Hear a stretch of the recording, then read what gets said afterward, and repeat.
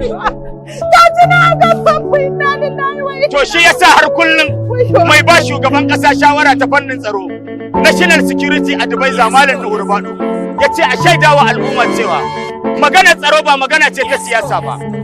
Abin da ya shafi kowa da kowa.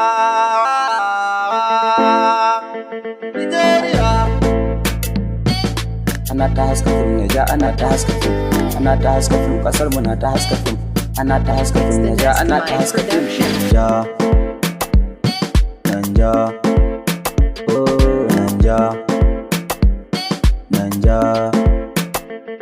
Naija. Yan kasa ta na haska fim, cikin kasa ta na haska fim, Nigeria ta na haska fim, yan kasa ta na haska fim, yan arewa na haska fim, yan kudanci na haska fim, sakkwatawa na haska fim, zamfarawa na haska fim, katsinawa na haska fim, yan kebiya na haska fim, ya na haska fim. Duniya na ban tsoro, ka duba ko kasar nan babu tsaro, zama bayi mu ake horo, ɗauri ake mana kaman goro, gwamnati ta ki ba mu tsaro. Abin da ɗan uwa yake faɗa hakan take, waɗansu lokuta na ji kamar na tsallake, na ƙasa ta tauna samu buɗe ɗan fake, amma ko ba zuwa sama ai sai da fuffuke, haba shuwa gaba wai ya wannan abin yake, ranar da na gani na tabbatar da ban take, na sai lokacin da har kisan mutum ake, ba har kisan mutum ake, a wanga rayuwa na yau akwai kunci, talaka mai kuɗi a dinga bambanci, muna wahaltuwa neman abin da za mu ci, an kashe ɗan uwa saboda zalunci. Yan rayuwa suke ta jahilci, san babu natsuwa saboda kafirci, an tura yara kan turar yahudanci, kayya ake nufin aure da sasanci.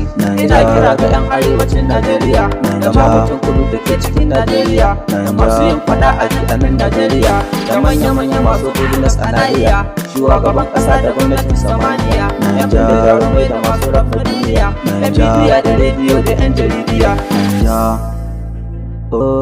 Yara har da manya-manya 'yan Najeriya, mu tashi kar mu ƙara bar ƙasa a Indiya. Sako mu kirkira zuwa ga gwamnatin ƙasa, sako mu kirkira zuwa ga gwamnatin ƙasar. Naija, oh Naija, Naija.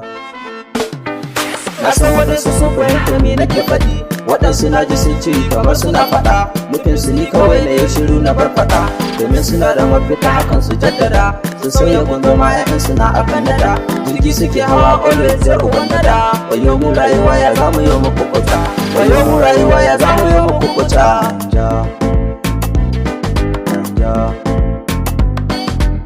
Mr. Sufee ne, bazan fare.